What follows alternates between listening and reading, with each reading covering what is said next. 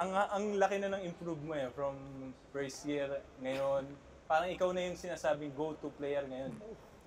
Bigat, di ba? Goat. Go-to player. Player. Goat. So, alam natin na last season, ibibigay mo lahat.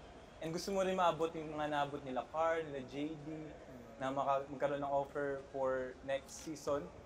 Ano yung sa tingin mo na, alam mo yun, ibibigay mo sa UP for this last season? Same lang naman, every season gagawin ko lang yung best ko, express ko lang yung talent ko. Sabi nga ni Coach Gold, di mo kailangan magpa-impress, kailangan mo lang i-express yung talent mo. Pag may nakakita sa'yo, edi parang bonus na yun para sa'yo. As long as ginagawa mo yung best mo, as long as in-express mo yung talent mo, yun naman yung mahalaga every season. Kasi sometimes pag nag-iisip ka ng mga ganong bagay, minsan mapaparalyze ka eh. Parang masyado kang hindi makagalaw, hindi ka makaisip ng maayos. Ngayon yung mindset ko parang kung anong makakatulong sa team, yun lang yung gagawin ko. Para makuha namin yung back-to-back.